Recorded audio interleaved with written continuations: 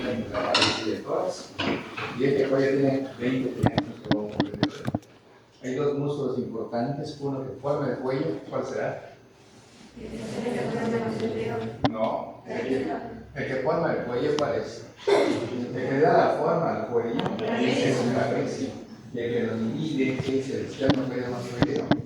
Y vamos a tener una parte anterior entre ambos esternocleidomastoideos y una parte que queda por fuera y por detrás como triángulo posterior, subdividido por los triángulos que vamos a ver. El estrecho superior del tórax, ¿cómo está formado? ¿Cuál es tu nombre? ¿Tu nombre? ¿Cómo está formado el estrecho superior? ¿Te acuerdas? No te pongas nervioso, cualquiera puede saber. El estrecho superior del tórax, ¿cómo está formado?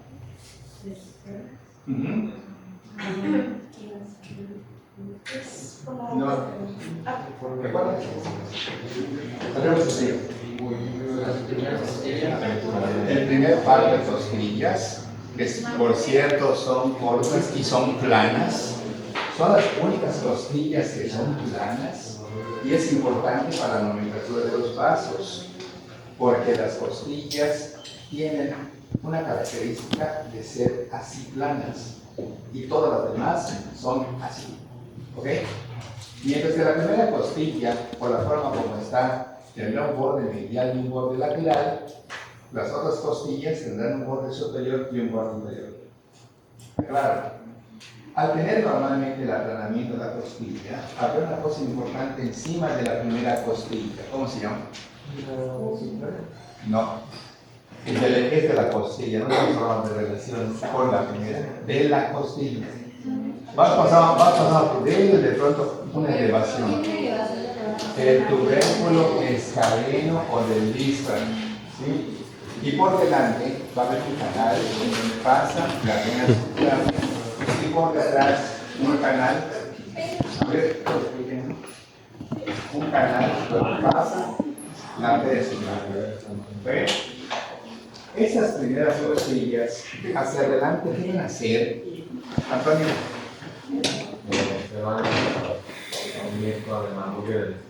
La respuesta es incorrecta, ¿sí? Porque la costilla no se pone a manobrio, sino que utiliza un cartílago costal que hace que llegue de forma indirecta a la costilla del esternón. Entonces, la respuesta es incorrecta porque digo 1000 veces que las costillas no llegan directamente al esternón. De hecho, hay 4 articulaciones que tienen la costilla. Una con el cuerpo, costo-vertebral, otra con la apófisis transversa, costo-transversal, viene en la costilla, termina en un cartílago costal que lo une al esternón, y entonces ese es costo-contrario y ese es costo-external. 4 articulaciones para que pueda llegar la costilla de atrás hacia adelante. Eso lo vamos a ver en un momento. Entonces, estas costillas que son 2 y que tienen la particularidad, que son las únicas que son planas, ¿qué bordes y qué caras tendrá la primera costilla? Muy bien, las caras serán superior e inferior. ¿Y los bordes?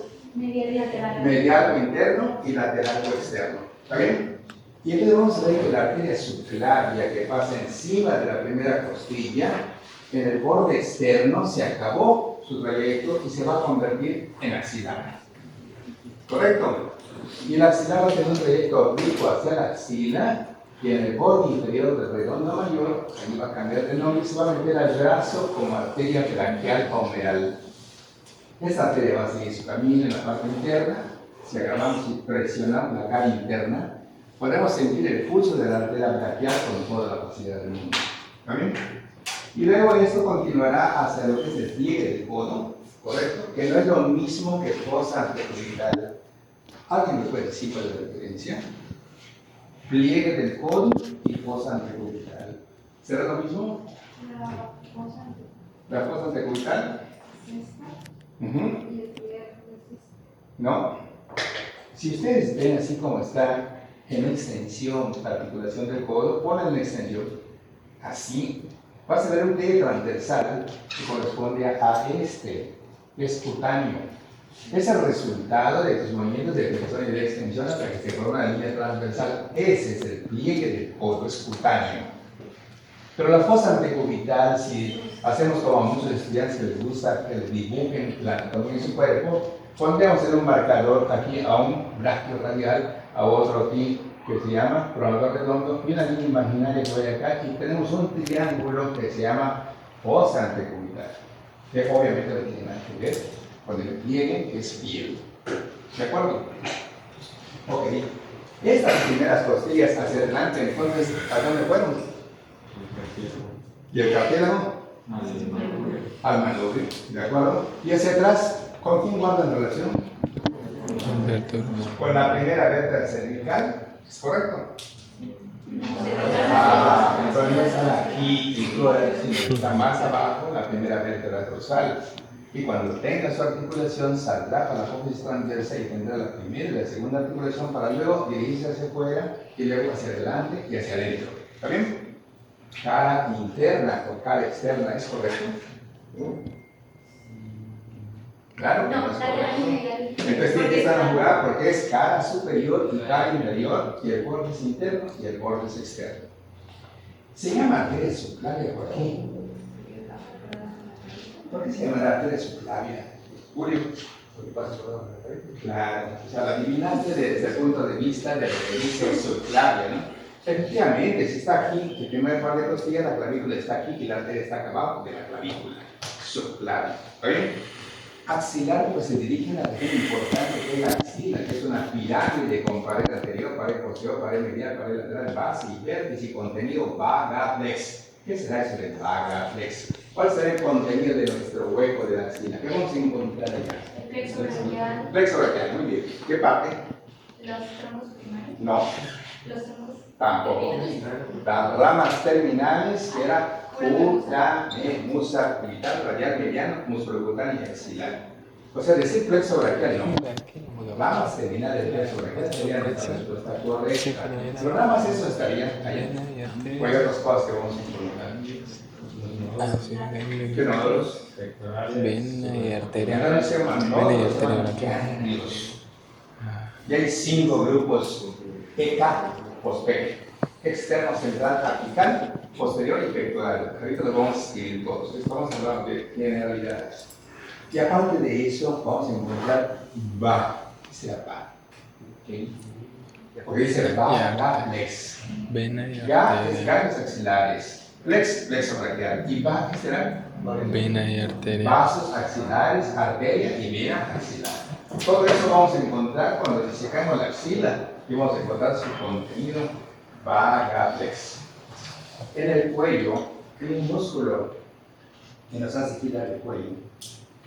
¿Cuál será? Que dormimos mal, ¿verdad? Con la almohada y de mañana no podemos moverlo y tenemos tortícolis. ¿Está bien? ¿Qué nervio inerva a este músculo externo pedomastoideo? Accesorio o ¿qué parte renal es? ¿Qué tipo de parte renal es? ¿Sensitivo, motor o mixto? Motor. Y entonces tenemos una lengua que normalmente está inervada por el hipogloso a todos los músculos de la lengua excepto el palatogloso. Pero vamos a tener que la lengua también es sensitiva y tiene 2 3 anteriores y un tercio posterior y los 2 3 anteriores. En el epigéneo facial tenemos lengua de tripa, mientras que el tercio posterior globa glosofaringio y mama. ¿Está bien? De pronto estamos bajando de lo que vamos a ver del cuello, su forma, sus límites, sus triángulos, grupo infrarigueo, grupo suprarigueo, hemioides, el tiroides, cricoides y un montón de cosas que vamos a aprender hoy. Y de pronto entramos al estrecho superior del tórax para conocer cómo está el tórax. ¿Cuál será la pared del tórax? Esta no, nada más. Las costillas. ¿Costillas qué parte? Los de acá, por ejemplo, la cabeza, el cuello de la torácica serán parte de la pared. Entonces hay que ser específicos. Y decimos esternón, cabeza de los costales que son anteriores todos, ¿sí? Y parte, ¿verdad?, del cuerpo de las costillas. Porque las partes posteriores que están junto a la columna participarán en la pared posterior. ¿Sí? Y en la pared lateral, aquí tendremos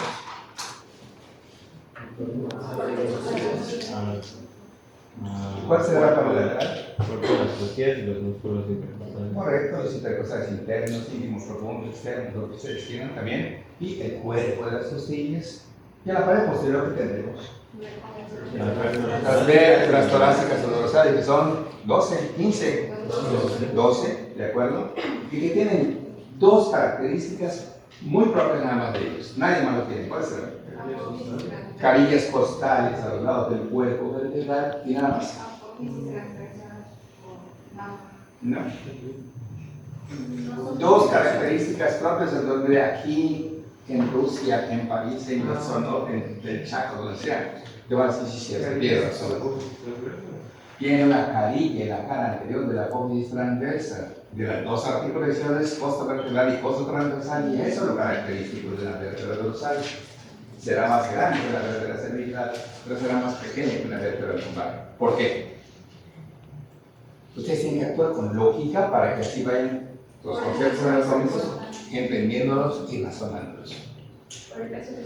Perfecto. Entonces, las vértebras cervicales nada más van a soportar al cráneo, pero las dorsales al cráneo y al cuello, y las lumbares al cráneo, al cuello, cintura escapular, tórax y todo. Entonces son las más grandes, y la más grande de todas será. La más grande de todas las vértebras será.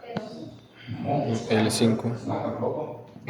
¿Cuál será la vértebra más grande? Si están creciendo de arriba hacia abajo, pues será L5, por supuesto. Sí. L5. Y después vendrá una vértebra especial, sacro, que es la fusión de cuántas vértebras. De 5, y por lo tanto, ¿qué forma tiene el sacro? O sea, si fuera un mundo, yo te hubiera entendido. Bien, claro.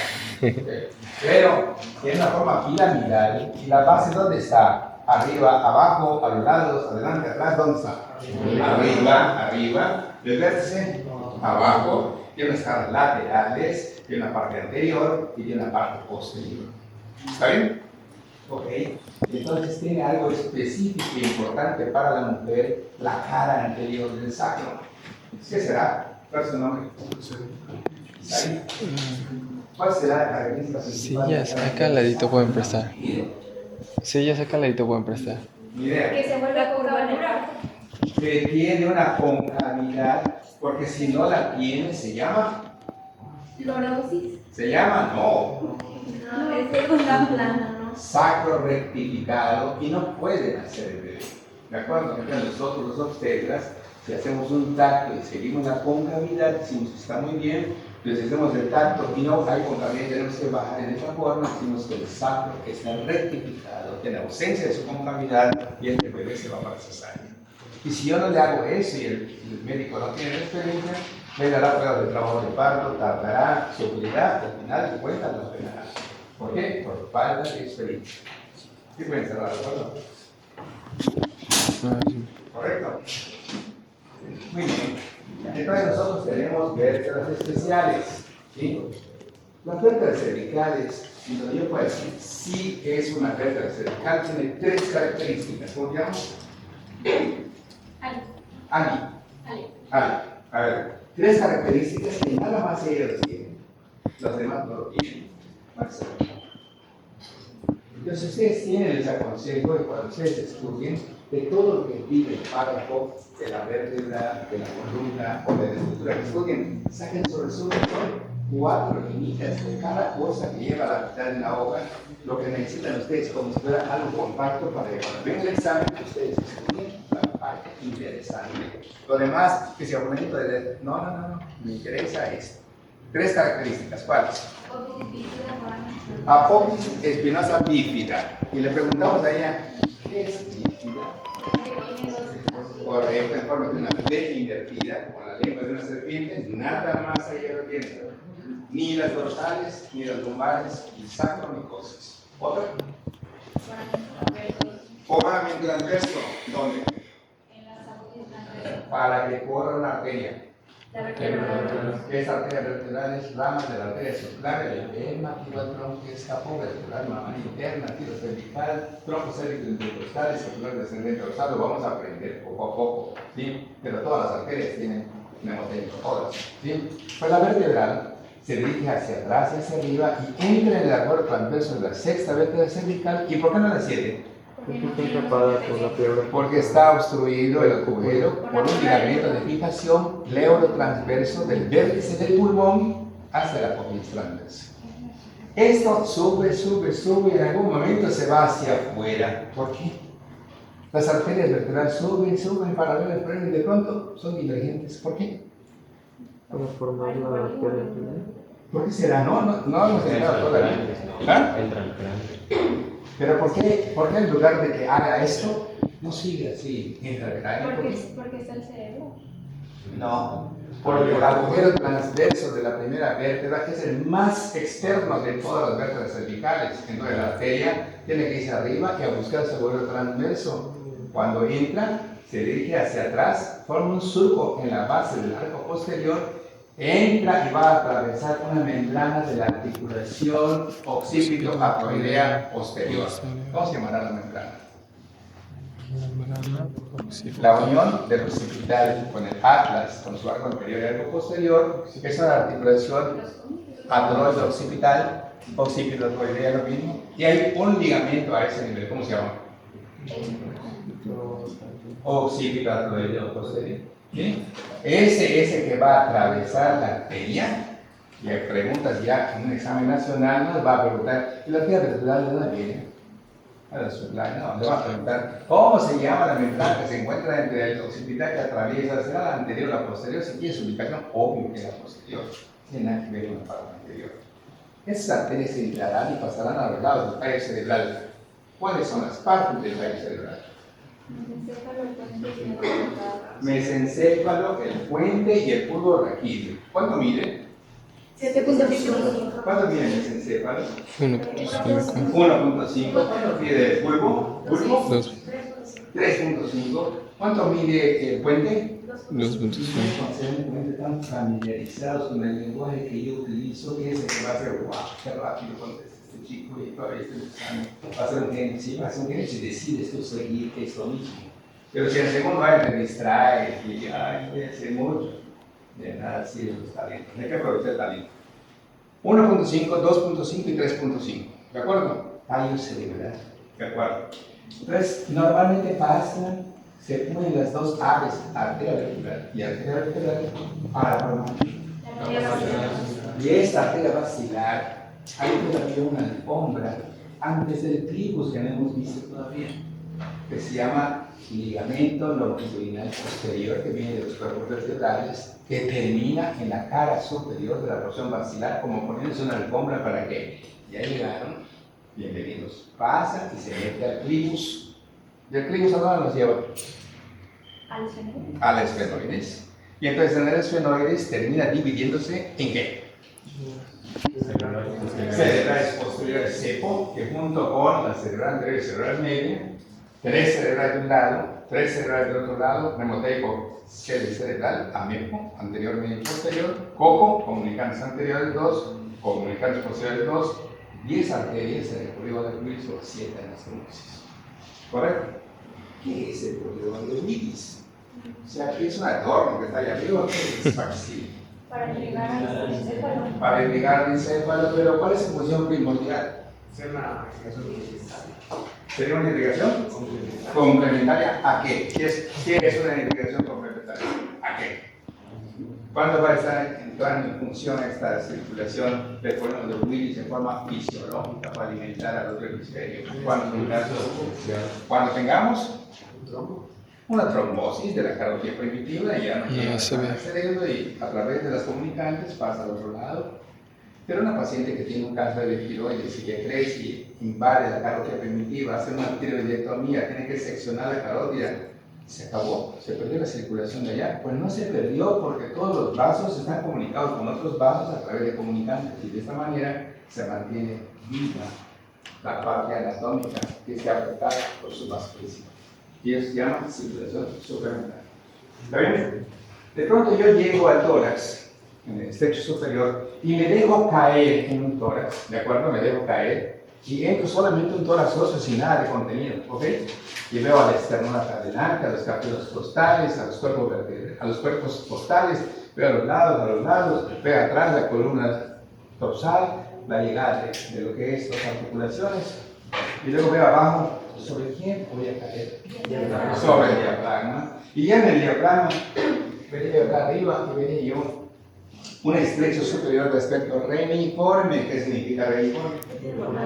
Que tiene forma de riñón. Y ahora nos empezamos a familiarizar que reniforme no es nada más de que tiene forma de riñón. O sea, esto tiene forma de riñón que mide 10 por 5, que es exactamente lo mismo que un riñón adulto, mide 10 por 5. Así que si queremos tapar el tórax, agarramos un riñón que le ponemos exactamente de aspecto 10 por 5. ¿De acuerdo? Teniendo en cuenta todos los conceptos, yo ahora voy a entrar por el esternón para investigar qué es lo que hay acá adentro. Hago una cirugía de corazón abierto y remano aquí los cartílagos costales y quito el peto esternal. Bueno, ¿quién vive acá? ¿Qué tenemos en el contenido torácico? El corazón, los pulmones y se acabó. Yo lo quiero resumir mejor porque me va a decir y la tráquea, y el esófago, y el lago, y los ácidos y tal cosa. No. Mediastino incluye todo eso y los pulmones. No hay nada más. Cavidad pleoral-pulmonar del lado izquierdo, cavidad pulmonar del lado derecho y aquí en medio la cavidad mediastina. Entonces yo digo, Isaías, yo digo, ¿qué es el mediastino? O sea, te pregunta alguien, oye, ¿qué es el mediastino? El espacio medio. Muy bien. Intra o extratorácico. Intratorácico. Es un espacio intratorácico medio, ¿verdad? Sus límites, los 6, ¿cuáles serán? Superior, inferior, Superior, ¿qué? No. El estrecho superior del tórax. Inferior. El diafragma. Anterior. Esternón y cartílagos costales. Posterior. Lateral. Claro que no. Usted no tiene pulmones, es tendencia pulmonar bilateral, no. Usted hago así, veo la cara interna de un pulmón, y hago así, la cara interna de un pulmón, y acá delante el esternón, y acá atrás la columna dorsal, y acá arriba el techo superior, y acá abajo el diafragma. ¿Y será que el diafragma no es en el mismo plano que me pueda mover? Porque yo siento que cuando estoy del lado derecho estoy aquí, y cuando de pronto como que me paso a caer y me voy a un lugar más bajo de este lado, ¿por qué el diafragma tiene su mitad más alta y la mitad más baja? Porque aquí tenemos al hígado abajo que nos hace una elevación del diafragma y del otro lado va cayendo y el mnemotécnico pues cae de derecha a izquierda. Porque hay 3 orificios tradicionales. La C, que es la cava que está a la derecha, la A, que es la aorta que está en la línea media, y la E, que es el esófago que está a la izquierda. Y eso está en todos los diafragmas humanos.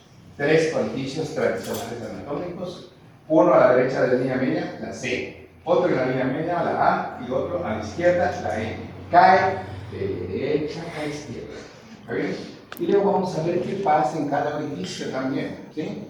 Por ejemplo, ¿qué pasará en el orificio esofágico?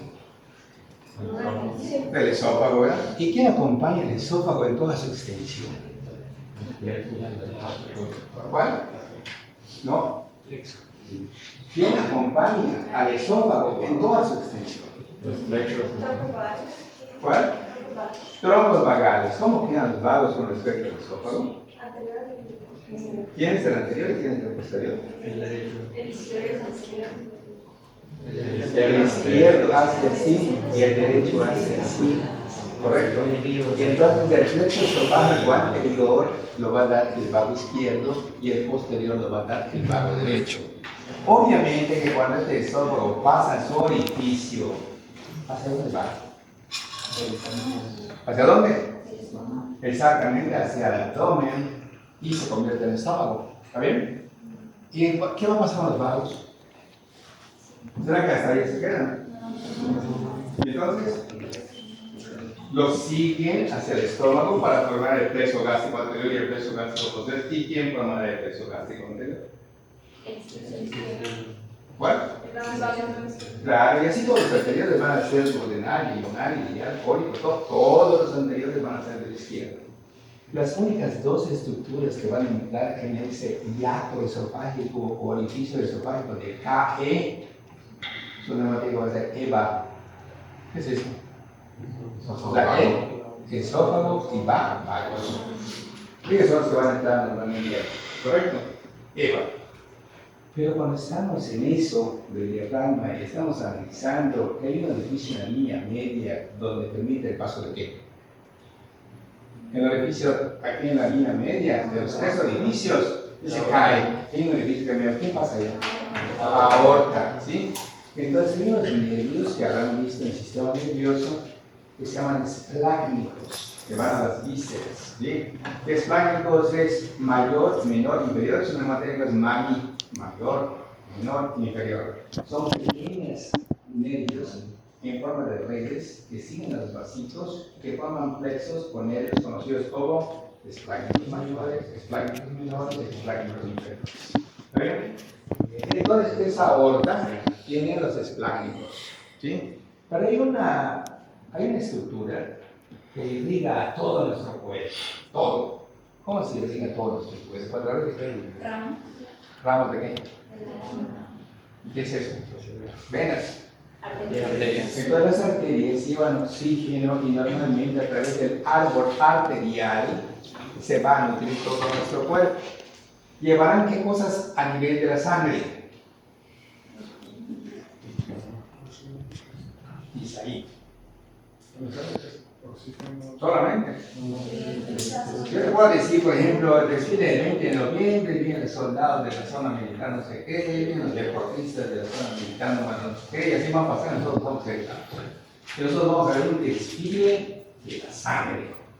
Mira, ahí vienen las cositas, son los eritrocitos o hematíes. Oye, ahí vienen presentando los leucocitos que vienen con 5 grupos, ¿sí? Eosinófilos, basófilos, oye, ahí vienen las proteínas, allá las lipoproteínas, ahí vienen los monosacáridos, ahí vienen los quiroglicerones, ahí vienen las inmunoglobulinas de la defensa. O sea, un montón de cosas van a pasar, oxígeno, nutrientes y lo demás a través de un torrente circulatorio.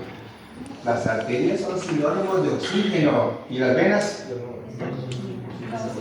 que no tienen oxígeno, tienen dióxido de carbono, pero que no nos sirvió, pero hay un sistema de espacios que tenemos en el cuerpo. Veamos. ¿Cómo se llamaría el espacio que está dentro de la arteria? Muy bien. Que también conocido como intravascular. ¿Está bien? La circulación a través de las ramas, que son las arterias, y luego las arteriolas, y luego las metaarteriolas, y luego los capilares arteriales, llegarán a su destino a todas las partes del cuerpo. Repitiendo, las arterias darán ramas, ¿sí? Y estas ramas se alejan, metaarteriolas, y luego vamos a tener a lo que son el capilar arterial, que se va a unir con el capilar venoso. Hay una comunicación del sistema arterial al sistema venoso para que regrese la sangre.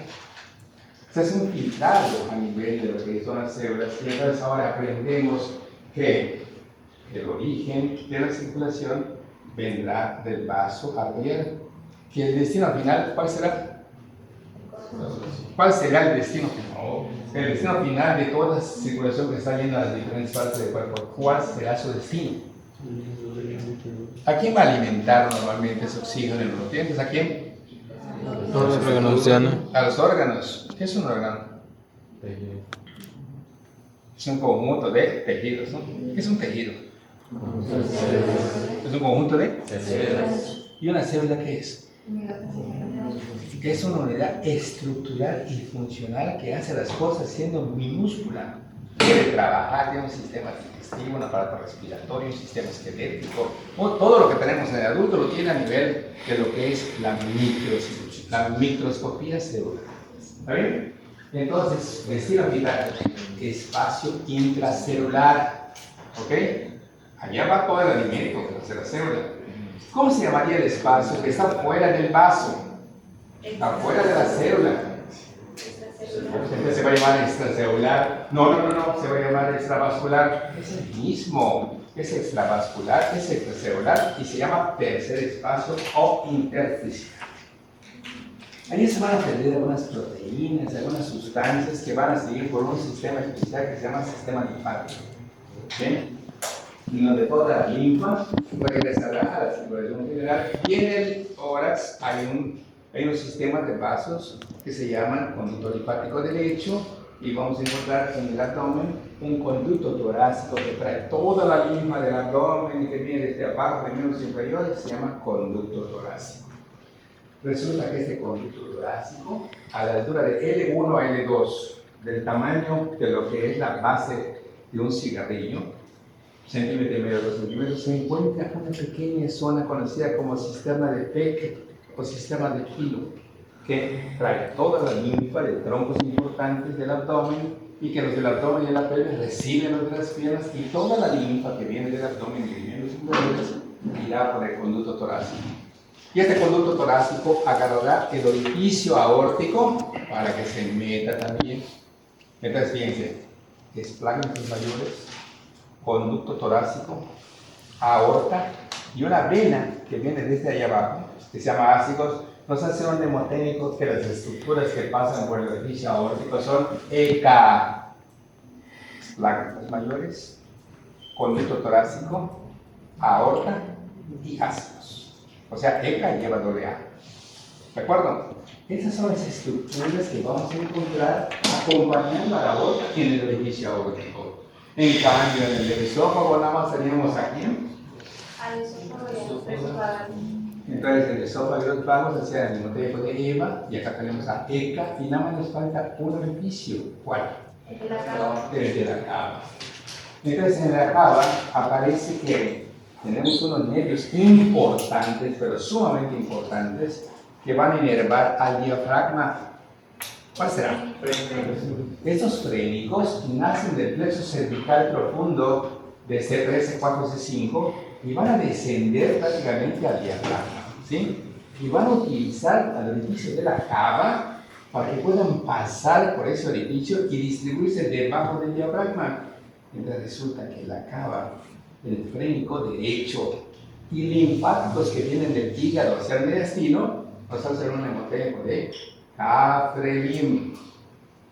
Cava, frénico derecho y linfáticos que vienen del hígado al intestino. ¿Está bien?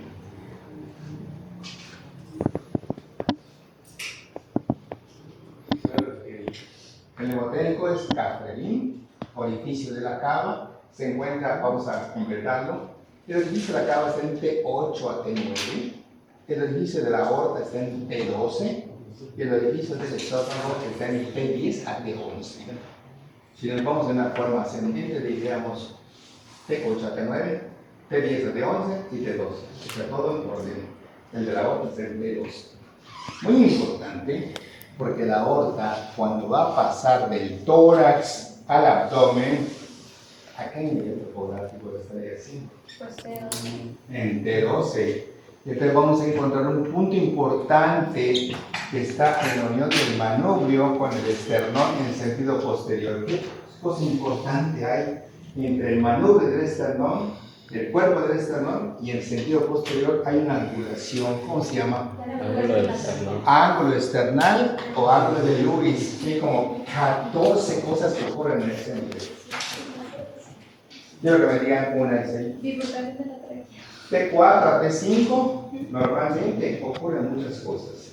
Está acá el manubrio, aquí está el cuerpo. Este ángulo que se forma en el sentido posterior se llama ángulo esternal de Lewis y es muy representativo porque ahí termina la tráquea.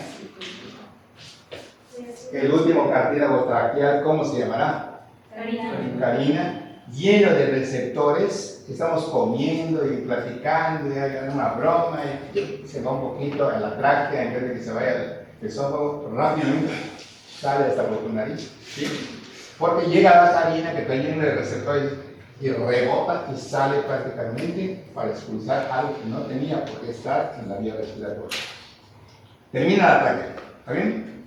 Último cartílago traqueal está en el mismo punto. Termina la tráquea, ¿qué pasa? ¿Ah? Claro, será lo mismo. En T4, T5 se dicen los bronquios. ¿Está bien? ¿Hacia dónde van esos bronquios?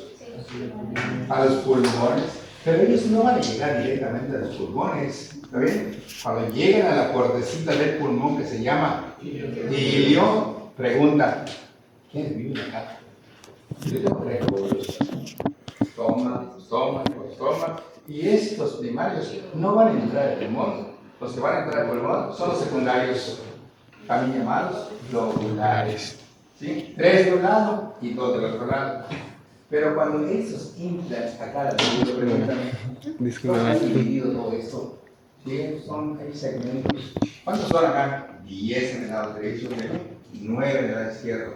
Ok, ahí van a la apical, lateral, el medial, todo 10 de este lado y 9 de este lado, y se llaman bronquios terciarios secundarios. ¿Está bien?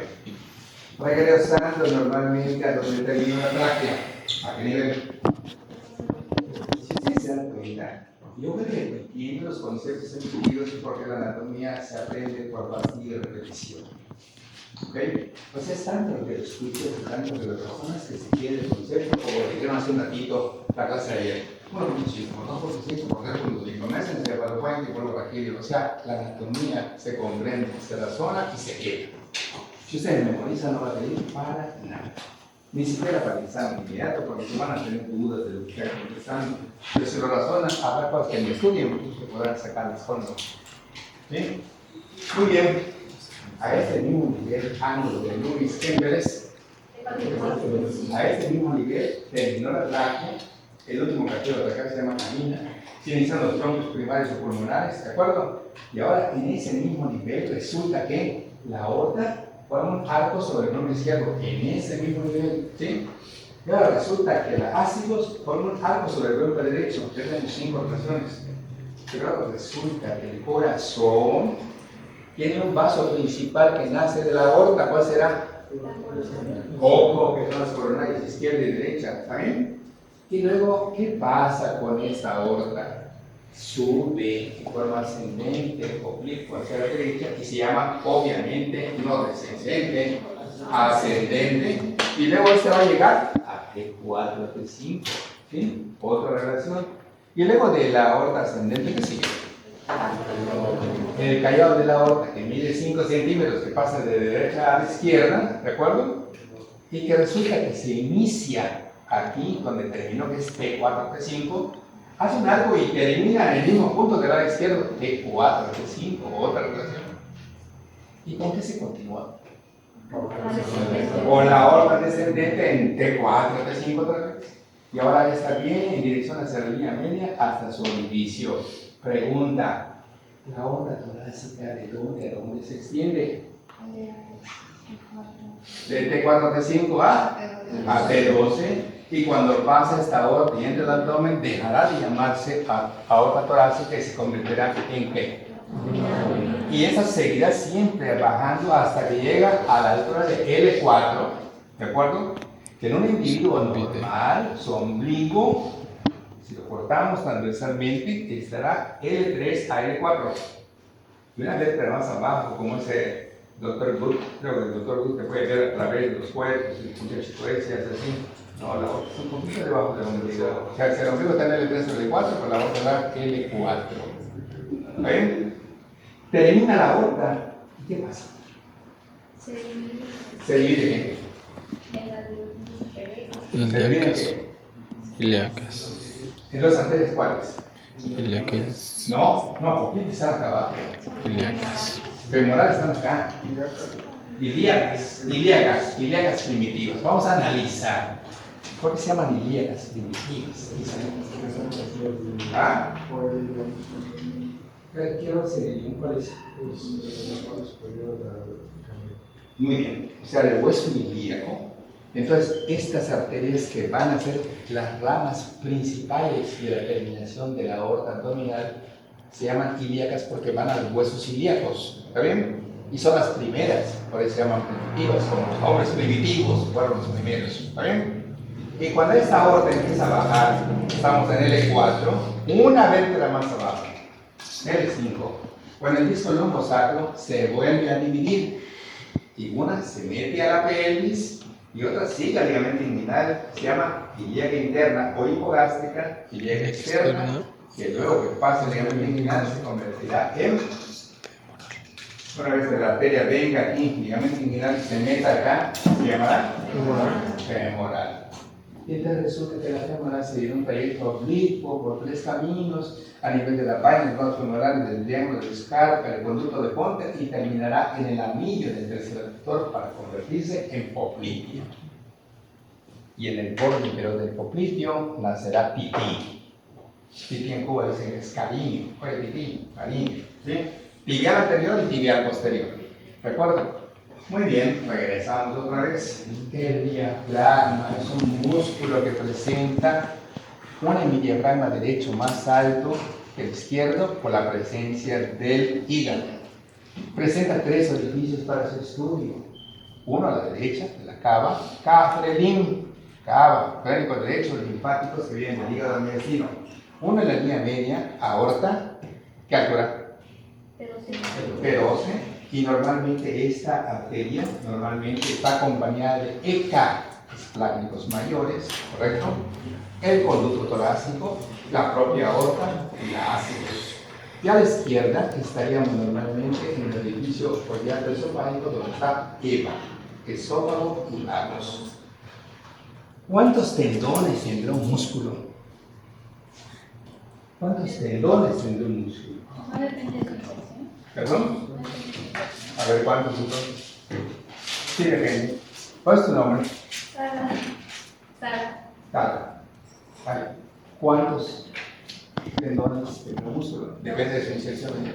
Y un ejemplo. Vamos a poner bíceps, por decirlo.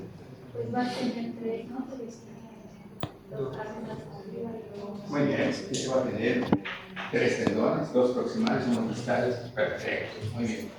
Pero yo hablo, por decir, de un músculo pectoral. Pues el pectoral mayor se va a empezar en la clavícula, en las costillas, Entonces va a tener una parte proximal con tendones hacia la clavícula, tendones hacia el esternón y tendones hacia las costillas que vienen en sería seco, clavicular, esternal y costal, y se va a la corredera occipital. Muy bien, perfecto. Pues el diafragma también tiene tendones que son diferentes. Un tendón en el centro, que se llama centro frénico, o centro del diafragma, y de los 3 orificios que mencioné, cava, aorta y esófago, el único que atraviesa el centro frénico es el de la cava. Entonces, cuando veamos un atlas y veamos allá el centro frénico, veremos un hueco que es el orificio de la cava, porque los otros son más posteriores. ¿Está bien? Y en la periferia tendrán un montón de tendoncitos que van a la pelvis, a las costillas, a las vértebras, y decimos EJD. Externales, costales y laterales. El diafragma tendrá 3 tipos de fibras EJD. Externales diminutas y pequeñas y anteriores, costales delgaditas, amplias como en forma de abanico, y las posteriores se llaman vertebrales, que son las que sirven como cuando vienen los circos y sirven como pilares para fijar todas esas zonas que están arriba, para fijar al diafragma, las más fuertes, las más duras, las más firmes, serán las vertebrales. EJD. ¿Correcto? ¿Está bien? Si nosotros hacemos un corte transversal a nivel del ángulo de Lewis, ¿a qué nivel estamos? T4 a T5. Entonces vamos a dividir ese mediastino en superior e inferior. Y el inferior, donde vive el amo, duerme el señor, no de los anillos, sino del mediastino, es el corazón. Y lo que quede delante del corazón se llamará mediastino anterior. Y lo que queda atrás, mediastino posterior. Y donde está el corazón, mediastino medio. Amepo. Correcto. Y arriba de este nivel se llamará mediastino superior. Pregunta. En el mediastino superior, ¿cuál será su límite superior, Gamaliel? En el mediastino superior, ¿cuál será su límite superior? La abertura. Entonces no pueden decir, por ejemplo, el maxilar inferior, porque entonces el mediastino llegaría hasta acá y la tiroides estaría en el mediastino. No, pero él lo dijo, Isaí lo dijo, no me tengo la culpa. Él dijo, es un espacio torácico. Entonces no puede salir del tórax. Y si sale del tórax, ya no es mediastino, ya estamos hablando del cuello. ¿Está bien? Mediastino, espacio intertorácico medio, limitado lateralmente por Cara medial. cara medial de los pulmones, anteriormente por esternón y cartílagos costales, posteriormente por vértebras dorsales, cabeza, cuello, tuberosidad, la parte posterior de las costillas estarán por allá, lateralmente por Cara interna. Cara interna de los pulmones, ¿está bien? Superiormente por que tiene aspecto reniforme, que mide 10 por 5 y cuyos límites son adelante, Primer sostén. Cuerpo de primeramente la columna. lateralmente, Cuerpo del y las borde primeras interno de las costillas primeras tendrán como costillas. particularidad ser planas y por lo tanto tienen para su estudio bordes medial Medial y lateral. Las costillas, así como los vieron, primero decían que si esta es la costilla, que ustedes están viendo la parte anterior, a ver, vamos a ponerlo de esta manera. Estamos en la posición anatómica, aquí estamos viendo lo que mira hacia allá, que este sería el borde anterior. Pero cuando esa costilla de la vuelta, ya no es anterior, será lateral. Y cuando dé la vuelta acá, a los que están aquí, ya no será ni anterior ni lateral, será posterior. Posterior. Para evitar confusiones, entonces el borde es lateral y medial. Uno más cerca de la línea media y el otro más externo. Porque antes era anterior, lateral y posterior, y esto es por index, ¿sí? Y se agarró la determinación que es interno o medial, externo o lateral. Con borde interno y borde externo, cara superior, cara inferior, tuberco de Lisbon y dos canales. Uno por delante del tuberco de Lisbon para la vena subclavia y uno por detrás. Por la ¿Y arteria. qué estructura importante se relaciona con la arteria subclavia? Los músculos escalenos. Sí, anterior y posterior, pero ¿qué estructura importante se relaciona con esta arteria? Plexo braquial. No. Estamos en la primera costilla, ¿de acuerdo? Tenemos un músculo escaleno anterior, tenemos un músculo escaleno medio, tenemos un triángulo escaleno, tenemos la arteria subclavia, el plexo braquial. ¿Qué parte? Los troncos primarios. Correcto, los troncos primarios se van a localizar en ese triángulo escaleno. ¿Alguna pregunta? Nada. Ok, vamos a empezar un poco en el pintarrón, pasamos también por. Vamos a empezar. Si yo acá, medicina y diafragmática. Y si yo agarro y digo la pleura, ¿qué será? ¿Ah? ¿Qué será? Es una membrana que nosotros decimos en mnemotécnicos se desliza, que es común al peritoneo, al sistema ventricular, a las meninges, a la tía madre, a las cápsulas sinoviales. Se desliza, es serosa, delgada, lisa y transparente. Se desliza. Esas son características de un aldoproteína pulmón, ¿cómo se llama? Visceral y parietal. La que está en íntimo contacto con la víscera se llama visceral y la que está en contacto con la pared interna del tórax se llama parietal. ¿Por qué se llama parietal? ¿Por qué se llama parietal? A ver, ¿tu nombre otra vez? Rodrigo. Rodrigo, ¿por qué se llama parietal? Es como. No entiendo por qué le damos Claro, les digo, las arterias cuando entran, normalmente la aorta torácica, antes de que se salga de ella, hay un montón de dramas, todo el contenido torácico, todo, y a las paredes también, y dice viscerales y parietales. Y las viscerales, ¿cómo qué vísceras? ¿Cómo qué vísceras estarán dentro del tórax? Pulmones, ¿quién irrigará a los pulmones? Ya lo digo por acá. Bronquiales, porque las pulmonares son las únicas que no llevan sangre oxigenada, sino al contrario, sangre desoxigenada que se va al pulmón para que se oxigene, y eso es desde el punto de vista embriológico, que están invertidas las circulaciones, porque una vena es la que alimenta al bebé y sus arterias son las que sacan la sangre desoxigenada. ¿Sí? Ok, entonces, ¿cuál fue la pregunta? ¿Parietales y viscerales? Entonces decimos viscerales. ¿Qué vísceras tendremos dentro del tórax? Los pulmones irrigadas por las bronquiales. ¿Qué más? Mediastino, exactamente, arterias mediastínicas. ¿Qué más? Hay un órgano importante que a lo mejor no sé si ve en histología o no, que nuestro sistema inmunológico obedece a unos anticuerpos y unas cosas importantes que se producen en el timo y en el vaso. Linfocitos T y B. ¿sí? Importantes para la defensa del sistema inmunológico linfático. El timo es una glandulita que tenemos acá arriba, que eso es propio de los niños, que está acá arriba, pero conforme pasa el tiempo, hagan de cuenta que es un globo de helio que se revierte, sus partículas van bajando y quedan en el mediastino anterior. Inicialmente en niños está acá arriba, y cuando llegan a una edad de 14 o 16 años ya deja de funcionar y vestigios del timo se quedan acá abajito, pegado al diafragma, que se llama mediastino anterior. El timo también es un órgano que está en el mediastino, que las arterias se llaman tímicas, ¿bien? Bronquiales, mediastínicas. ¿Qué más hay? ¿Qué más hay dentro de este tórax? El esófago. Entonces, ¿cómo se va a llamar? ¿Lo que digas? Las esofágicas.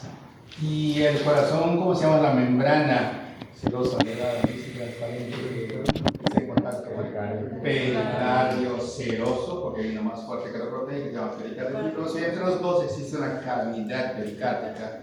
En ocasiones se llena de líquido y empieza a hacer que el corazón no pueda funcionar, se llama taponamiento cardíaco, y tenemos que meter una aguja directamente hasta este espacio para descomprimirlo nuevamente con expulsión de ese líquido, porque si no, el taponamiento cardíaco es muerte segura. ¿De acuerdo? Muy bien. Las arterias viscerales del tórax, de la aorta torácica, es fibromet. ¿Qué es eso? Tímicas, bronquiales, la M de mediastínicas, la E de esofágicas y la P de pericárdicas. Fibromet. ¿Correcto? Las arterias viscerales de la aorta torácica son tímicas, bronquiales, la M mediastínicas, la E esofágicas y la P pericárdicas. ¿De acuerdo? ¿Y qué pasó con las paredes del tórax? Pues esas serán irrigadas por las ramas parietales. ¿Correcto? Vamos a ver cuál sería. ¿Sí? Las arterias presentan tres capas. ¿Cuáles serán? Las arterias presentan tres capas. ¿Cuáles serán? Yo agarro, por ejemplo, y pongo una arteria y la pongo así.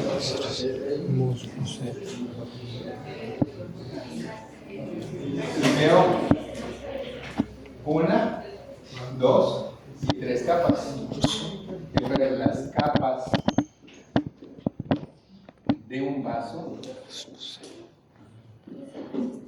Son tres. Y veo por otro lado a una estructura que está aquí.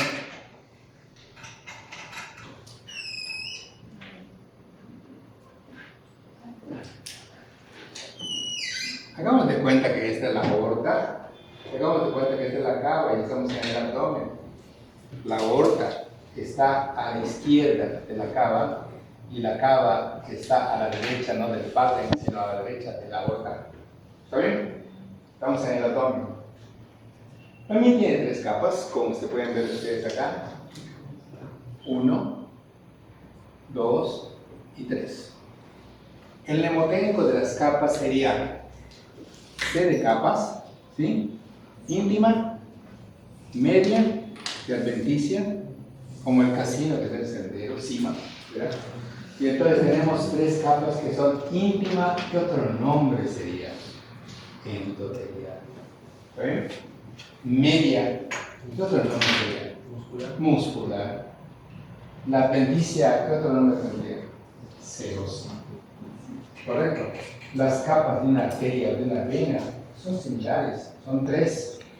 Una que mira a la luz del vaso, donde está el desfile de todos los elementos celulares del plasma, y otra que está hacia afuera en contacto con los demás tejidos, que es la adventicia serosa, y la que está en medio de los dos, que se llama muscular.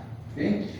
Entonces, media o muscular, externa o adventicia, interna o endotelial. Cima. ¿Está bien? Viene una pregunta importante de razonamiento. Vamos a preguntarle, ¿cómo te llamas? Giovanni. Vamos a preguntar. La vena y la arteria son del mismo tamaño. No. ¿Cuál es más grande? la vena. La luz del vaso de la vena y la luz del vaso de la arteria son iguales. No veas a nadie, ve la figura, está muy clara. ¿Por qué? Es más ancha. ¿Cuál? Ya ven. Y la arteria menos ancha. ¿Sí? Está bien. Estos vasos, ¿por qué será que esta arteria, la aorta, tenga una pared gruesa? ¿Y por qué será que la vena tenga una pared gruesa? Para la presión de ¿Qué tiene la presión? Otra vez tu nombre. Karina. Karina. Karina, por ejemplo. Entonces, Necesita presión para poder llevar la sangre. necesita presión, o sea, para abajo se contrae, pero además no se necesita presión, sino que soporta la presión que está viniendo por las acciones del corazón a través de los vasos. La vena es el retorno y es más amplia y tiene menos grosor porque no tiene presiones. ¿Está bien? Pero Tiene más capacitancia que la aorta. ¿Está bien? Entonces llega un momento en que nosotros decimos que tanto la arteria como la vena presenta 3 capas. ¿Cuáles? Interna, vertical, media o muscular, externa o social. Muy bien. Pero doctor, la vena y la arteria, ¿por qué una es más gruesa y la otra? Porque soporta presión y la otra no.